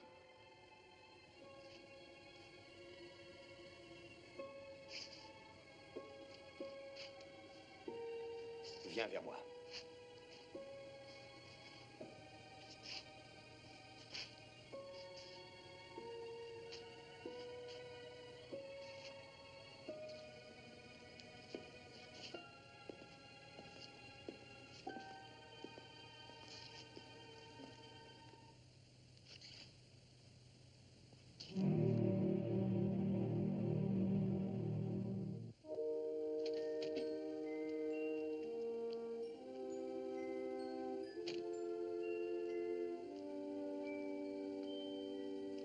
Pierre. Oui, c'est moi, tu m'as reconnu, mon fils. Et c'est à cause de ce que tu viens de voir? Je me suis toujours douté de ta véritable identité. Regarde. C'est ton visage que j'ai modelé, en attendant que tu veuilles bien me dire qui tu étais. Tous ces chers visages que j'ai si bien connus. André. Jacques. Mathieu. Jean. Mais pourquoi manque-t-il celui de Jésus? J'ai essayé vainement, Pierre, de voir le visage de Jésus. J'ai essayé désespérément. Je vais t'y aider. Ça ne servira à rien. J'ai fait l'impossible. Où est le propriétaire? Au nom de César, où est le propriétaire? Le portier, n'importe qui? Ils viennent certainement me chercher. Je les attendais depuis longtemps. Je prierai pour toi afin que tu puisses un jour voir Jésus face à face. Encore une fois, où est le propriétaire? Est-ce que tu es sourd ou est-ce que le nom de César te serait inconnu par hasard? En quoi puis-je te servir? Où est Basile, le grec? C'est moi. Qu'est-ce que tu me veux? Tu es mandé auprès de César, il doit t'y rendre sans délai. On ne discute pas les ordres de l'empereur. Courage, mon fils. Je prendrai soin de ta chambre et de tes affaires jusqu'à ce que tu reviennes. Ne sois pas trop optimiste, il ne retournera peut-être pas dans sa chambre avant longtemps. Allez, viens.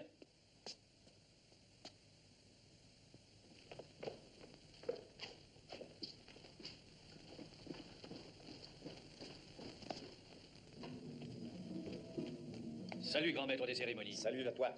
Salut, artiste. Pourquoi m'a-t-on arrêté et habillé de cette façon? Tu vas avoir l'honneur de t'asseoir non loin de l'aveuglante magnificence de César, afin de te permettre de reproduire les traits de sa divine grandeur. Viens, suis-moi.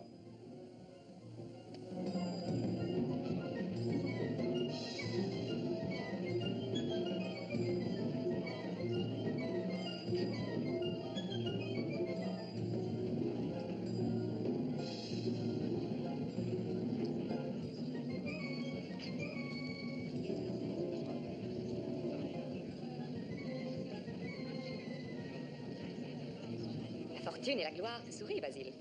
Si ton travail a l'heure de plaire à César, tu comparaîtras devant son auguste présence. Et si ce que je fais n'a pas l'heure de lui plaire? Alors César te punira pour l'offense mortelle faite à sa divine perfection. Mais cela n'arrivera pas, Basile, car tu es un artiste plein de talent. Et si mon œuvre parvient à plaire à César, j'espère que j'aurai le droit de retourner ensuite chez moi. À Antioche? Oh non. Enchante César et ton avenir est assuré d'une façon permanente. Tu appartiendras à la cour en qualité de sculpteur. À quel protecteur influent dois-je cette faveur de pouvoir ainsi acquérir une réputation immortelle? Ou un mortel échec? Ou ne serait-ce pas plutôt une protectrice? Ta magie personnelle aurait pu suffire pour me faire rester à Rome. Mais il est trop tard.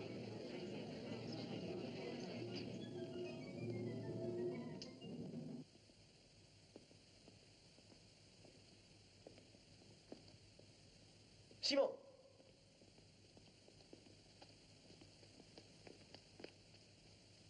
Dis-moi, Simon, quand te mesures-tu avec le chrétien? Oh, César, j'y suis prêt. Mais tes gardes ont été incapables de découvrir ce Pierre.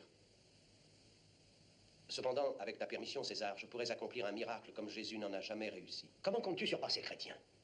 En m'envolant. Voler? Il est devenu fou. Personne ne sait jamais s'envoler. Même pas Dieu.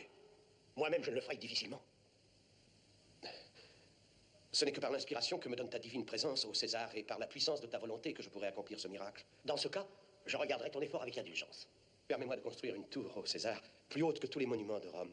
Elle sera bâtie par tous les chrétiens qui infestent la capitale du maître du monde. Quand ils me verront m'envoler au-dessus de Rome sans elle pour me porter, ils se détourneront de Pierre comme d'un maître indigne et de Jésus comme d'un faux Dieu. Édifie ta tour, Simon. Fais-la construire ici, dans les jardins de mon palais, et agis au plus vite. Travaille jour et nuit. N'épargne ni les esclaves ni les chrétiens, jusqu'à ce qu'elle soit construite. Ton nom soit loué. Salut, César! Il volera, je ne sais encore comment il s'y prendra. Mais beaucoup de bons chrétiens en souffriront. Mais tu n'es ni un esclave ni un chrétien. Tu es un artiste. Et mon amour. De la base au sommet, cette tour mesurera plus de 200 coudées. De là-haut, je prendrai mon essor et volerai plus loin qu'aucun homme ne le fera jamais. Ça me paraît très dangereux ce que tu veux tenter là. Les illusions de la magie doivent toujours paraître dangereuses. J'espère même que mon exploit semblera très périlleux. Isbak, voici le mécanisme que tu seras chargé d'actionner de l'intérieur.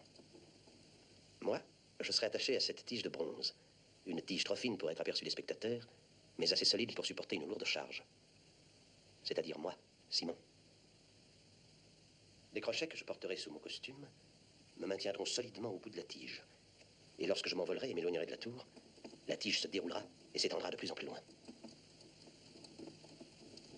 Simon, tu es le magicien le plus merveilleux qui soit.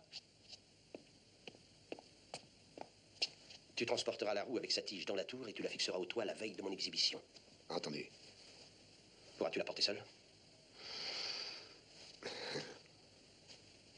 Quand tu seras à ton poste dans la tour, ne permets à personne d'entrer. Il empêcherait Néron lui-même d'en franchir le seuil si je le lui demandais.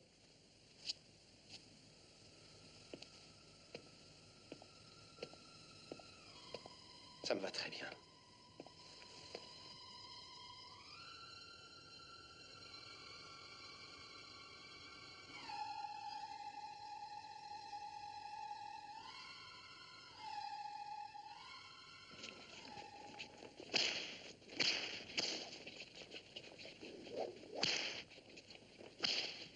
Allez, ramassez vos outils et au travail. César n'autorise aucun retard.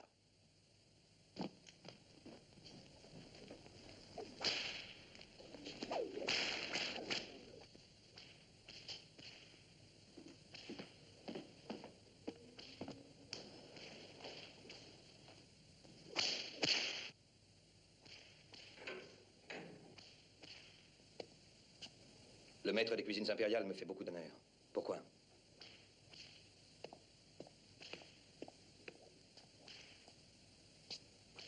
Le travail ou la croix? croix. Si vous aimez tant la croix, vous pourriez bien y goûter bientôt. Je me demande à quoi leur sert de faire ainsi le sacrifice de leur vie. Si la tour n'est pas construite par des chrétiens, ce sont les esclaves qui l'édifieront, voilà tout. J'avais toujours cru les chrétiens humbles et soumis. En réalité, ils sont obstinés et fiers. Ils sont obstinés dans leur foi. Et fiers de mourir pour elle. Moi aussi, je suis chrétien, Basile. Je sais que je peux te le confier, Pierre me l'a dit. Il m'envoie vers toi. Ta femme est avec Pierre. Déborah est ici? Oui, elle est arrivée hier. Il faut que je la... Non, attends. Méfie-toi. Si l'on te permettait de quitter le palais, tu serais suivi. Et tu ferais découvrir où se trouvent Pierre et Déborah.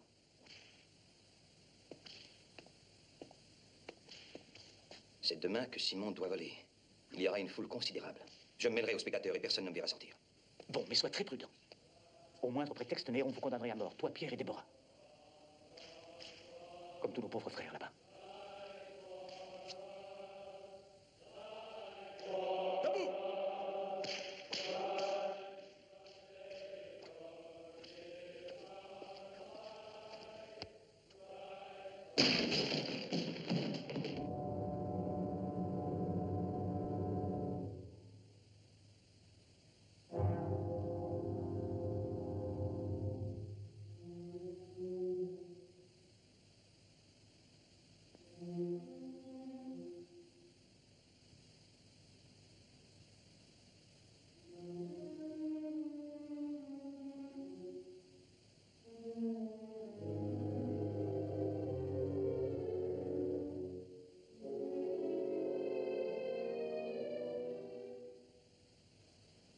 Jésus, guide mes mains.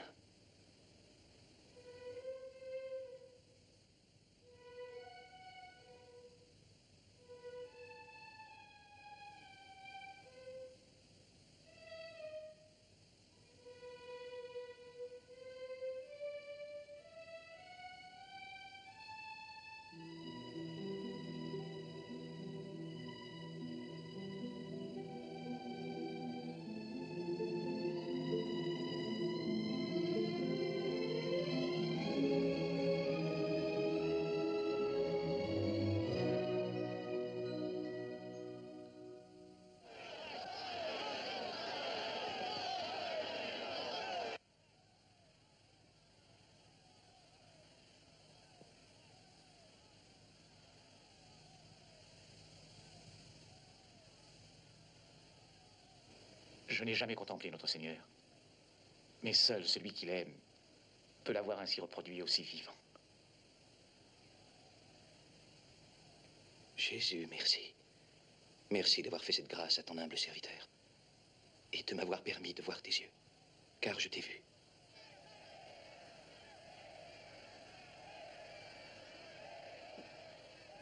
Tu vas pouvoir t'en aller maintenant, Basile. Je m'engage à donner moi-même ce buste à Pierre.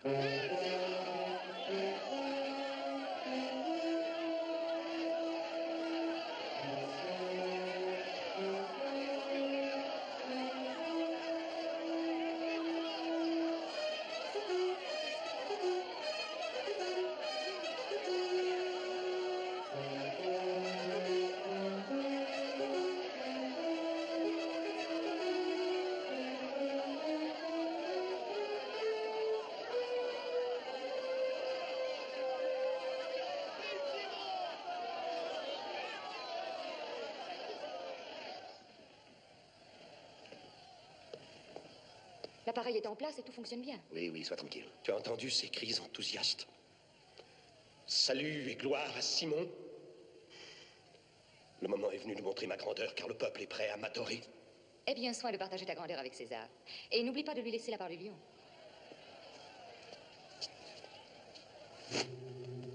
À quoi bon ce vêtement et cette protection? À quoi bon ces trous là-haut pour m'attacher? C'est en volant tout seul que je vais prouver ma puissance. Et le monde entier s'émerveillera et se prosternera. Mais tu as perdu la tête! Simon! Simon! Oblige-le à mettre ce costume. Simon! Arrête! Arrête! Dépêche-toi, Ita! Plus vite! Plus vite!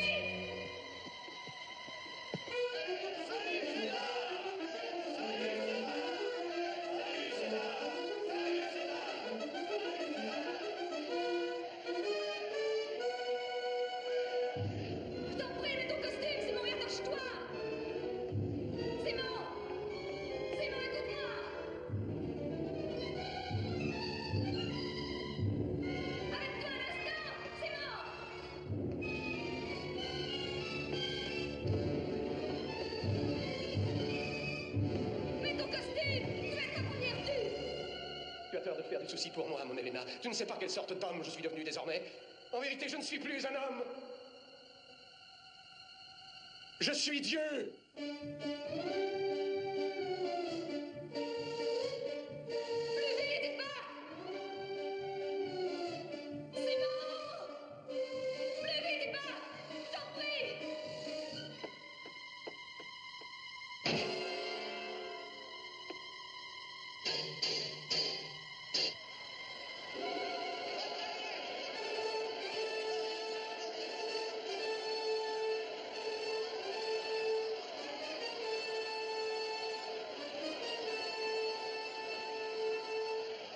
Simon, envole-toi, envole-toi bien haut dans les airs, pour la grandeur de César et sa gloire immortelle.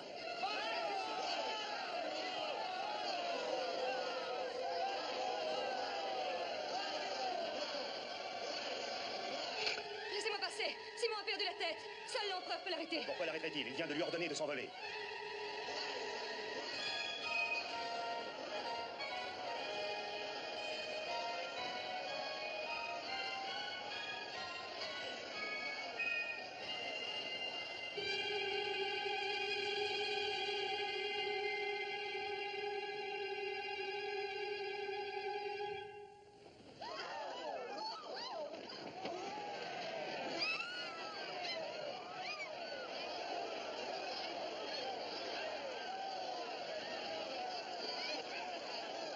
Il ne s'est pas envolé. Le peuple de Rome a été frustré du spectacle qu'il était venu voir. Ce n'est juste ni pour lui, ni pour moi. Ô César, permets à un libre citoyen de Rome de s'exprimer. Tu as ordonné à Simon de s'envoler, il n'a pas pu t'obéir. Il est possible que seul un chrétien en aurait le pouvoir. Fais chercher Pierre. Lui saura peut-être accomplir ce miracle. Ouais! Faut-il les disperser, César? Non. Non, ce serait de la mauvaise politique. Je ne veux pas que les spectateurs rentrent chez eux de mauvaise humeur. Il faut leur montrer quelque chose d'autre. Quelque chose qui les réjouisse. Helena.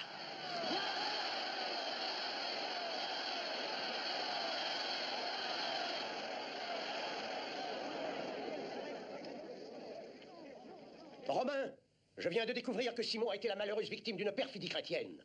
C'est cette femme, Helena, qui n'a pas hésité à conspirer avec Pierre afin de faire échouer nos projets, car elle savait parfaitement que son succès annihilerait cette fausse et maudite religion. Je te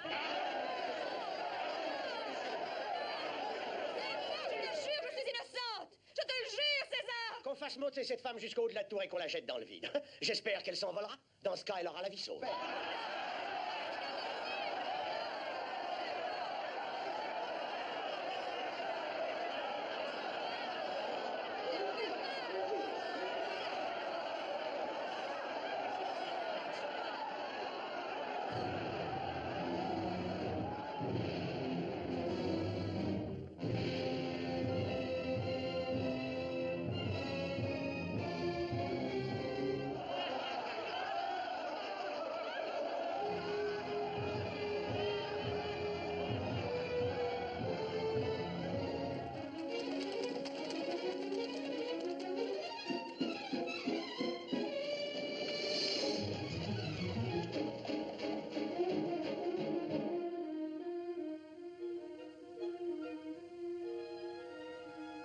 Oh, Basile.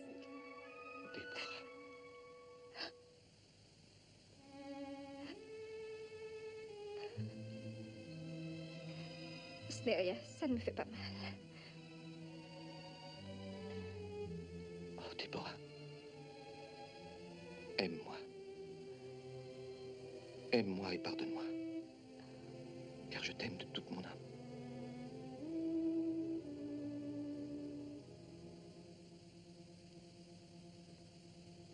Ils ont volé la coupe de Jésus.